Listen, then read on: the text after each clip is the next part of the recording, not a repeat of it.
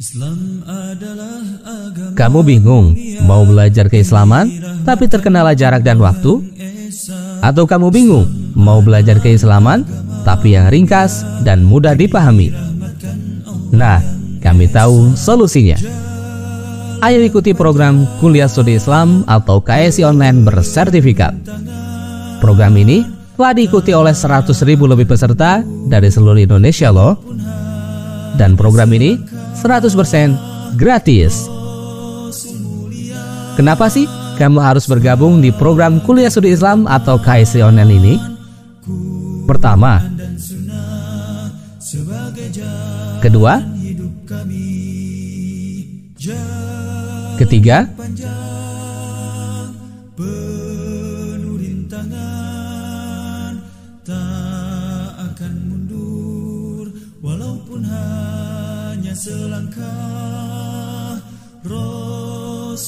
keempat,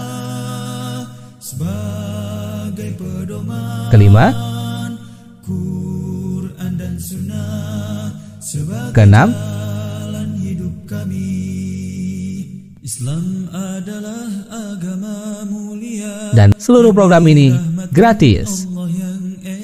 Daftar sekarang juga dengan ketik KSI, tanda pagar nama lengkap, tanda pagar kota, dan kirim melalui nomor WhatsApp berikut ini.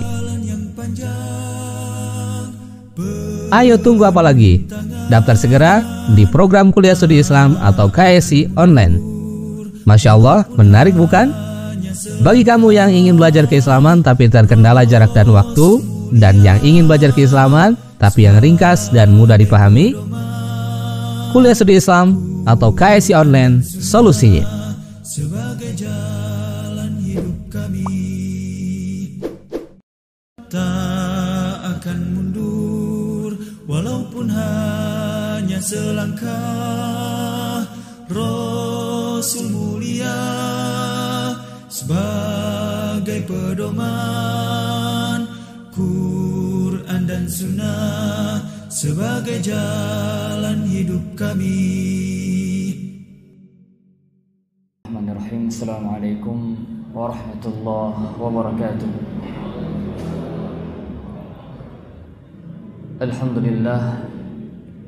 Alhamdulillahilladzi nazzala al-furqana ala 'abdihi liyakuna lil'alamin nadhira. Asyhadu an la ilaha illallah wahdahu la syarika lah wa asyhadu anna Muhammadan 'abduhu wa rasuluh arsalahu Allahu basyiran wa nadhira. Allahumma salli wa sallim ala nabiyyina Muhammadin wa ala alihi wa sahbihi wa sallama tasliman katsiran. Allahumma la ilma lana illa ma 'allamtana innaka antal alimul hakim. Rabbi shrah li sadri wa yassir li amri wahlul 'uqdatam min lisani yafqahu qawli. Allahumma 'allimna ma yanfa'una wanfa'na bima 'allamtana wa zidna 'ilma. Allahumma aslih lana sya'nana kullahu wa la takilna ila anfusina tarfata 'ain. Allahumma amin. Ikhwati fillah, a'azani Allah wa iyyakum. Alhamdulillah, kita bersyukur pada Allah Subhanahu wa taala. Di pagi yang berbahagia ini Allah kembali mudahkan kita untuk hadir di tempat yang mulia ini untuk bersama bertafakuh fiddin, berusaha untuk mendalami seputar agama kita yang agung dan mulia. Semoga Allah Subhanahu wa taala senantiasa berikan keberkahan kepada kita, ketenangan, dan juga Allah anugerahkan kepada kita ilmu yang bermanfaat yang akan menuntun kita di dunia menuju Allah di surganya kelak. Amin ya rabbal alamin. Ikhwati fillah waffaqna wa iyyakum. Di awal kajian ini ana ingin berpesan kepada kita semua untuk senantiasa berusaha bertakwa kepada Allah Subhanahu wa taala kapanpun dan dimanapun kita berada, baik di kala sempit maupun di kala lapang, baik di kala sedih maupun senang, baik di kala sendirian maupun di tengah-tengah keramaian. Nabi kita Muhammad sallallahu alaihi wasallam bersabda, "Ittaqillaha haitsuma kunta." Bertakwalah kepada Allah dimanapun kamu berada.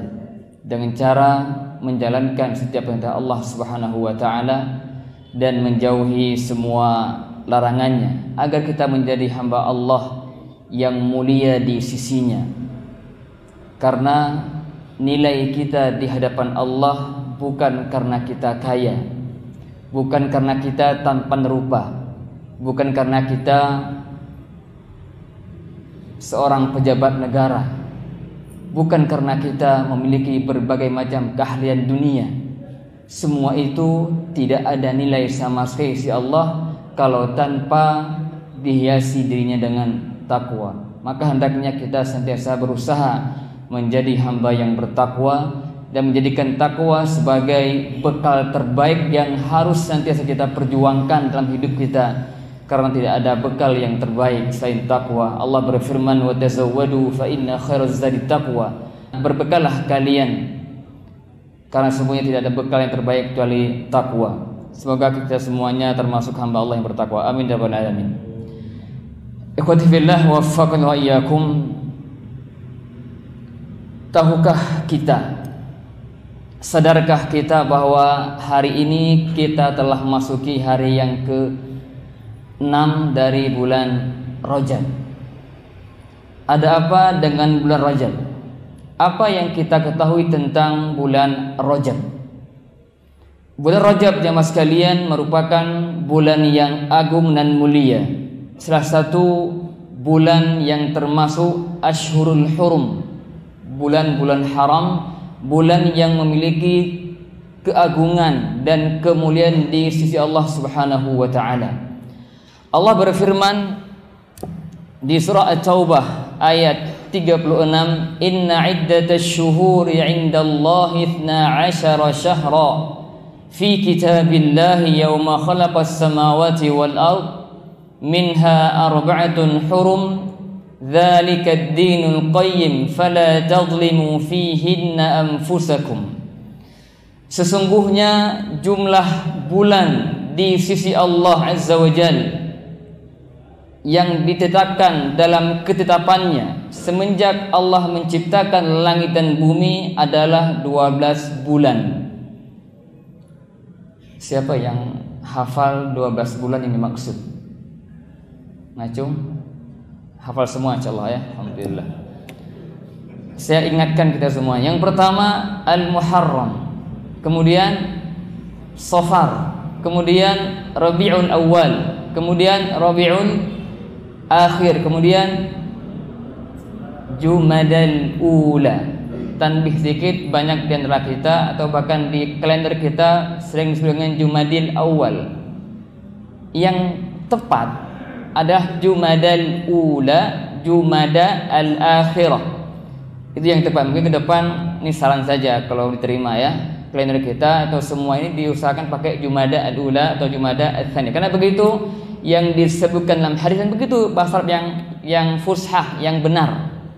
Kita ulang, Jumadal Ula, Jumadal Akhirah, kemudian Rajab, Sya'ban, Ramadan, Masya Allah. Sya'ban, Ramadan, Syawal, yang nggak akan lupa Syawal ya, liburan panjang sebenarnya ya. Syawal, kemudian Dzulqa'dah, Dzulhijjah. Itulah 12 syahran, 12 bulan. Allah lanjutkan, minha arba'atun hurum. Di antara 12 bulan tersebut ada 4 bulan yang tergolong Ashhurul Hurum, bulan-bulan haram, bulan-bulan yang diagungkan, bulan yang sangat mulia. Apa saja? Nabi kita Muhammad sallallahu alaihi wasallam menjelaskan apa yang termasuk bulan haram tersebut. Beliau mengatakan dalam hadis yang sahih, as-sanatu 12 syahran. Satu tahun itu ada 12 bulan. Minha arba'atun hurum. 4 diantaranya termasuk bulan haram. Thalathun, wa fi riwayah thalathatun, thalathun mutawaliyat. 3 disebutkan secara berurutan. Dzulqa'dah atau Dzulqi'dah, wa Dzulhijjah, wal Muharram. Ini 3 yang berurutan. Wa Rajab Mudhar alladhi baina Jumada, ini hadis, baina Jumada wa Sya'ban. Rajab yang letaknya antara bulan Jumadal Akhirah dengan bulan Sya'ban. Inilah 4 bulan yang termasuk Ashhurul Hurum, yang memiliki keutamaan, keagungan di sisi Allah Subhanahu wa ta'ala. Lantas apa sikap kita dalam mengisi atau menyikapi bulan yang mulia ini? Apa yang harus kita lakukan? Allah lanjutkan di ayat selanjutnya, dzalika dinul qayyim, itulah agama yang lurus, fala tadhlimu fihinna anfusakum. Sikap pertama seorang muslim ketika dia berada di bulan yang penuh kemuliaan ini adalah menjauhkan segala bentuk kezaliman dan kemaksiatan. Fala tadhlimu fihinna anfusakum, maka janganlah kalian menzalimi diri kalian, fihinna, yaitu di 4 bulan haram tersebut.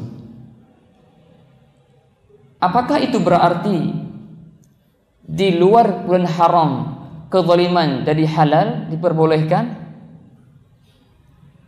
Tentu tidak.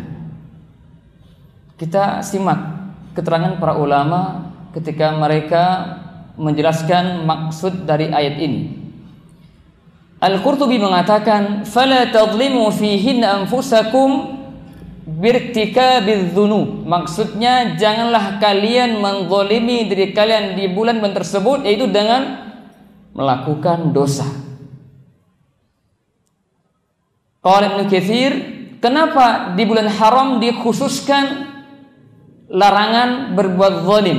Beliau mengatakan li'annahu akad wa ablaq fil ithmi min ghairiha, karena dosa kezaliman di bulan haram lebih dahsyat, lebih berat bobotnya dosanya daripada selain bulan haram. Ibnu Abbas mengatakan wa ja'ala dzanba fihinna a'zam. Allah jadikan dosa yang dilakukan di bulan-bulan haram tersebut lebih besar, lebih berat. Qatadah mengatakan fala tadhlimu fihinna anfusakum.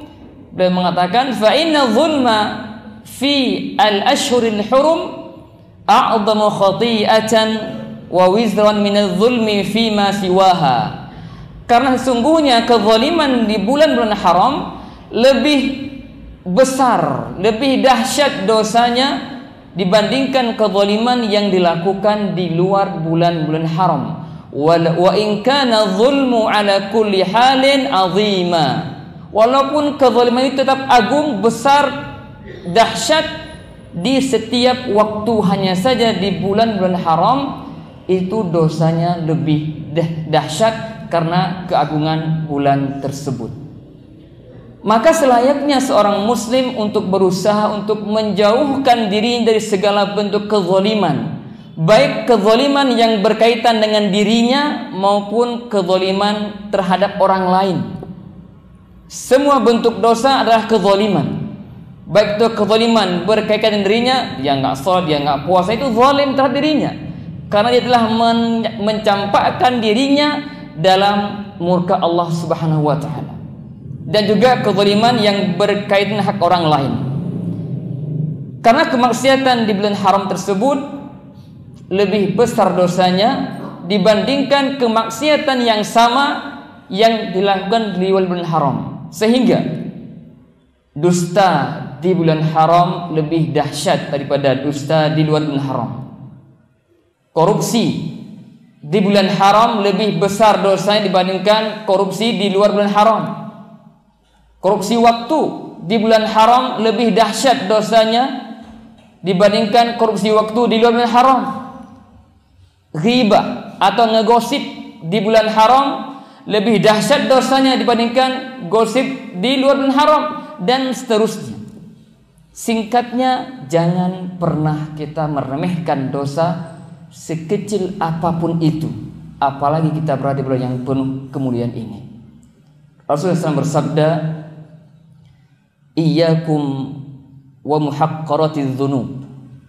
Waspadalah oleh kalian sikap meremehkan dosa.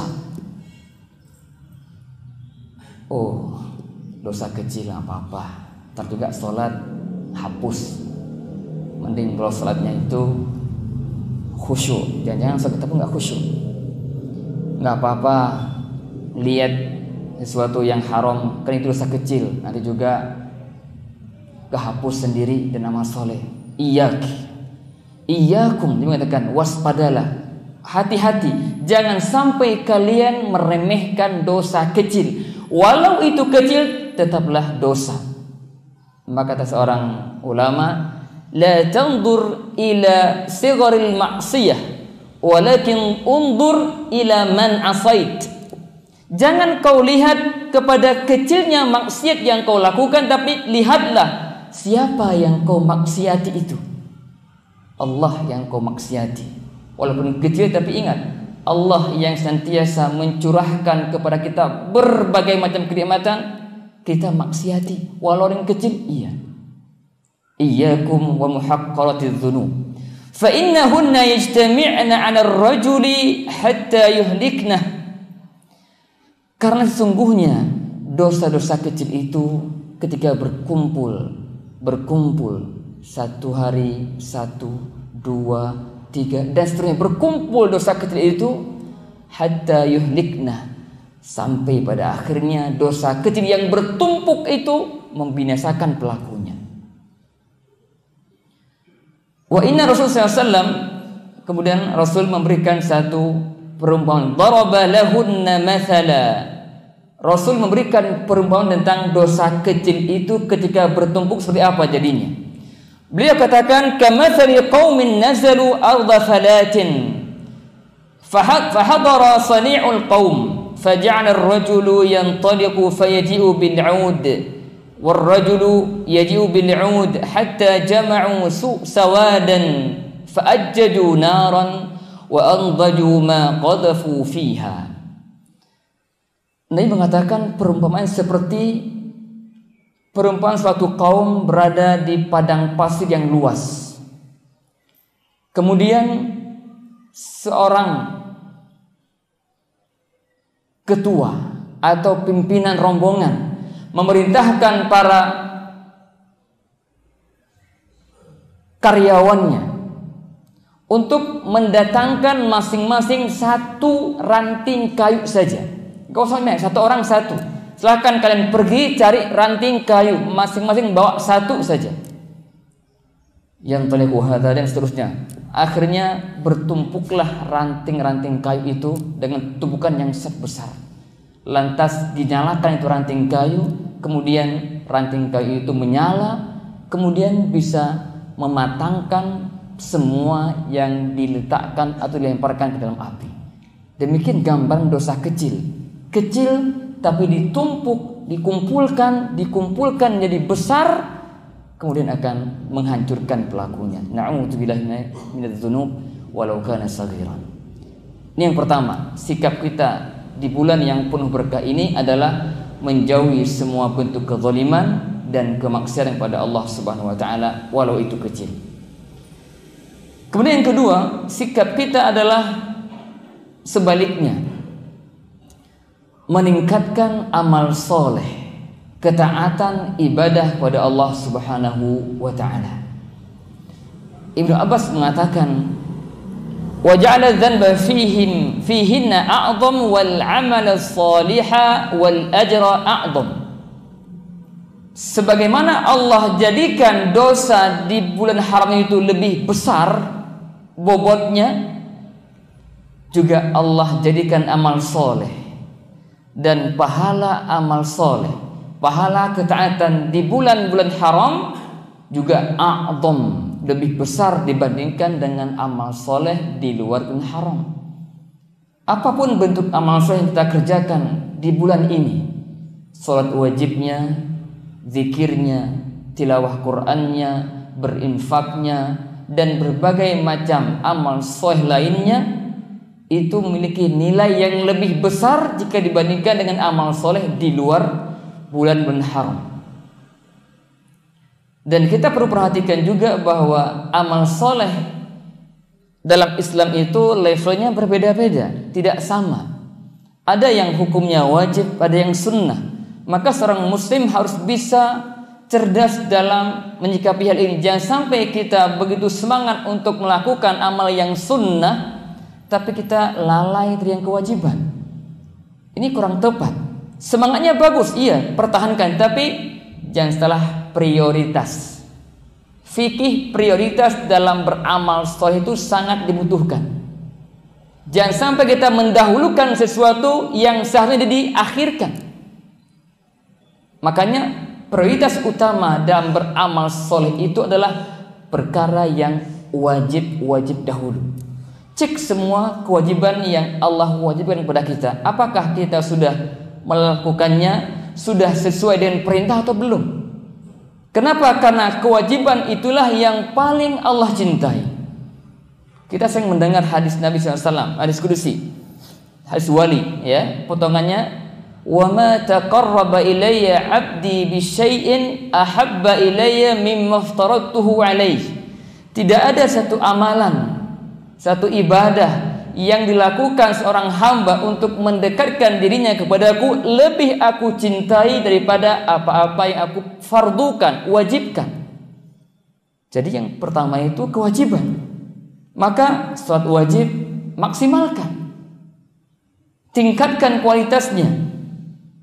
Baru setelah itu amal sunnahnya, salat sunnahnya, rawatibnya perhatikan. Itu semuanya akan mendatangkan pahala yang agung, terutama di bulan yang penuh berkah ini. Dan juga sebagaimana tadi kita katakan di dosa, iyyakum wa muhaqqaratiz dzunub, jangan remehkan dosa walau itu kecil. Pun kita katakan dalam hal kebaikan, jangan remehkan kebaikan walau kecil. Rasul sallallahu alaihi wasallam bersabda, la tahqiranna minal ma'rufi syai'a. Jangan kau remehkan kebaikan walau itu terlihat kecil. Hanya berinfak 1000, kecil, remeh. Hanya tersenyum kepada saudara muslim, itu kecil, gak usah senyum aja. Lah, Islam mengajarkan kita untuk menjadikan amal soleh itu sesuatu yang diperhatikan walau itu kecil. Karena kita nggak tahu, ikhwas sekalian, bisa jadi amal yang kecil itulah yang menyelamatkan kita di akhir kelak. Bisa jadi satu amal kecil yang mungkin kita anggap itu hal yang ringan, bisa itu yang nanti membuat kita bebas dari ancaman neraka. Bukankah kita pernah mendengar orang-orang yang nanti di hari kiamat di mana mereka memiliki amal solehnya 50-50. Amal kebaikan dan keburukan itu sama. Kalau amal baiknya lebih berat, ke surga langsung. Amal buruknya lebih berat, ke neraka. Tapi status orang yang sama antara kebaikan dan keburukan, mereka akan berada di Al-A'raf, sebuah tempat yang tinggi antara surga dan neraka. Mereka menunggu, belum boleh masuk surga. Mereka bisa melihat ke surga dan bisa melihat ke neraka. Bisa dibaca di surah Al-A'raf tentang kisah ini. Singkat cerita, kalau sekiranya orang-orang yang berada di Al-A'raf itu, yang kebaikannya itu sama antara keburukannya, semasa hidupnya mungkin dia tambah satu kali aja, astaghfirullah, atau subhanallah, atau berinfak 1000, dia mungkin akan menjadi orang-orang yang lebih berat amal baiknya. Walau berat 1 saja, tetap dia terhitung hamba yang berat amal kebaikannya, walau sedikit beratnya. Maka jangan pernah remehkan walau itu kecil, karena kebaikan itu bernilai di sisi Allah Subhanahu wa ta'ala. Jamaah rahimakumullah, setelah kita mengetahui secara umum tentang agungnya bulan haram, dan kita sekarang ini berada di Rajab, pertanyaan berikutnya, apakah bulan Rajab itu memiliki keutamaan khusus atau tidak? Barangkali kita sering mendengar ya, ketika Rajab tiba banyak tersebar artikel-artikel tentang puasa Rajab, tentang salat raghaib dan macam-macam. Maka secara fikih, secara hukum kita perlu pahami bahwa pertama berkaitan dengan puasa Rajab. Apakah di bulan Rajab dianjurkan untuk berpuasa atau tidak? Di sini ada dua pandangan ulama atau pendapat ulama. Pendapat yang pertama adalah pendapat jumhur atau mayoritas ulama. Kata mereka dianjurkan berpuasa di bulan Rajab. Ini saya sedang menyampaikan fikih, pandangan fikih, bukan pandangan sebagian orang yang mungkin merajihkan sebaliknya. Enggak, saya menyampaikan fikih agar kita lebih bijak dalam menyikapi masalah khilafiyah. Jumhur mengatakan dianjurkan berpuasa di bulan Rajab. Apa dasarnya? Dasarnya pertama keumuman hadis tentang anjuran berpuasa. Dan ini tentunya sepakat para ulama bahwa banyak hadis yang menganjurkan berpuasa secara umum. Dan yang kedua, anjuran berpuasa di bulan-bulan haram. Ada hadis yang berbunyi sum min ashhuril hurum, berpuasalah di bulan-bulan haram, dan Rajab termasuk bulan haram. Sehingga dari sisi ini puasa Rajab dianjurkan karena dia termasuk dari salah satu bulan haram. Dan dalil yang ketiga adalah hadis-hadis yang secara khusus memerintahkan atau memotivasi, menjelaskan tentang keutamaan puasa di bulan Rajab secara khusus. Ini pendapat yang pertama. Pendapat yang kedua, ini pendapat mazhab Hanabilah. Yang tadi pertama mungkin saya katakan Hanafi, Maliki, Asy-Syafi'i. An-Hanbali mereka mengatakan dimakruhkan mengkhususkan puasa Rajab seluruhnya. Kalau sebagiannya masih dibolehkan, tapi kalau secara umum berpuasa khusus full itu dimakruhkan. Kenapa mereka mengatakan demikian? Dalilnya bahwa hadis-hadis yang berbicara tentang keutamaan khusus bulan Rajab, baik itu puasanya atau sholatnya, semuanya adalah dhaif, bahkan palsu. Sehingga ulama yang kedua ini, kelompok yang kedua, mengatakan tidak dianjurkan mengkhususkan puasa Rajab atas dasar hadis yang khusus, enggak. Tapi kalau, ini pendapat juga yang kedua ini, kalau dia berpuasa karena itu termasuk bulan haram, maka mazhab Hambali pun membolehkannya. Kalau puasanya bukan karena keutamaan khusus Rajab, bukan, tapi karena keumuman dalil, keumuman perintah puasa Rajab, puasa bulan haram, maka mereka juga masih membolehkan. Tapi kalau berpuasa atas dasar hadis khusus, maka mereka mengatakan tidak. Kenapa? Karena hadisnya semua dhaif. Ibnu Qayyim mengatakan, ini pendapat yang kedua ya, mereka mengatakan kullu haditsin fi dzikri siyami Rajab wa salati ba'dil layali fihi fahuwa kadzibun muftara. Semua hadis yang berbicara tentang puasa Rajab dan salat di beberapa malam tertentu secara khusus, maka semua hadis tersebut dusta dan diada-adakan. Ini keterangan Ibnu Qayyim. Kata Al-Hafidh Ibnu Hajar Al-Asqalani dalam kitabnya Tabyinul Ajab fi Bayani Fadhil Rajab, beliau mengatakan lam yarid fi fadli syahri Rajabin wala fi siyami wala siyami syai'in minhu muayyan. Kata beliau, tidak ada satu hadis pun yang bisa dijadikan sebagai hujjah, dalil dasar tentang keutamaan puasa bulan Rajab dan juga puasa sebagiannya secara khusus. Ingat kata, tidak ada hadis yang bisa dijadikan sebagai hujjah, dasar untuk beramal secara khusus yang menjelaskan tentang puasa Rajab. Ingat ya, hadis secara khusus beliau mengatakan itu hadisnya lemah. Juga beliau mengatakan al-ahaditsu sharihatu al-waridatu fi fadli Rajab aw fadli siyamihi aw siyami syai' minhu tanqasimu ila qismain. Hadis-hadis yang secara jelas, secara tegas menunjukkan tentang keutamaan puasa, keutamaan bulan Rajab dan puasa Rajab atau puasa sebagian dari bulan Rajab secara khusus itu ada dua bagian. Qismun dhaif, satu bagian hadisnya itu lemah, wa qismun maudhu', dan bagian yang kedua adalah palsu.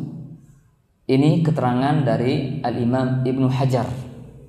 Jadi singkatnya jemaah sekalian, ini masalah puasa di bulan Rajab secara khusus ini termasuk masalah khilafiyah. Tidak boleh kita ribut karena yang sebelah mengambil pendapat yang pertama dan yang selagi mengambil pendapat yang kedua. Enggak perlu ribut. Ini semua secara hukum sah saja. Yang mengambil pendapat jumhur dia berpuasa, mangga silahkan. Dan orang yang tidak berpuasa atau tidak mandang itu sunnah, enggak perlu mencela, enggak perlu merendahkan. Kenapa? Ini masail khilafiyah la inkara fi. Masalah ijtihadiyah khilafiyah tidak perlu saling mengingkari. Kalau kita hanya menjelaskan, oh ini hadis ini, itu enggak apa-apa, tapi mencela orang, merendahkan itu enggak diperbolehkan. Kenapa? Di masalah fikhiyah ijtihadiyah. Para ulama mengatakan dalam sebuah kaidah ungkapan la inkara fi masail khilaf. Tidak perlu diingkari dalam masalah khilafiyah yang mu'tabarah. Dan ini termasuk masalah yang secara hukum itu sah-sah saja ikhtilaf dalam bab ini. Maka kita sebagai seorang muslim hendaknya bersikap dengan bijak. Jangan mudah merendahkan atau mencemoohkan orang-orang yang mungkin tidak sependapat dengan pendapat yang kita ambil. Karena masalah khilafiyah, saya ulangi kembali, kita harus lapang dada dan silahkan kita lebih cenderung ke pendapat yang kedua, mangga. Cenderung pendapat yang pertama juga enggak masalah. Sepakat berpuasa di bulan haram itu dianjurkan berdasarkan hadis yang menganjurkan berpuasa secara khusus di bulan-bulan haram, dan Rajab termasuk dari bulan haram. Semoga Allah Subhanahu wa taala mudahkan kita untuk menjadi hamba yang bertakwa sampai akhir hayat kita, dan semoga kita semuanya dimudahkan juga dalam bersikap bijak dalam menyikapi masalah-masalah khilafiyah yang ada. Semoga Allah persatukan kita semuanya di dunia di akhir kelak di surga jannatul a'la. Amin ya rabbal alamin. Subhanakallah wa bihamdika asyhadu an la ilaha illa anta astaghfiruka wa atubu ilaik. Assalamualaikum warahmatullahi wabarakatuh. Tak akan mundur walaupun hanya selangkah.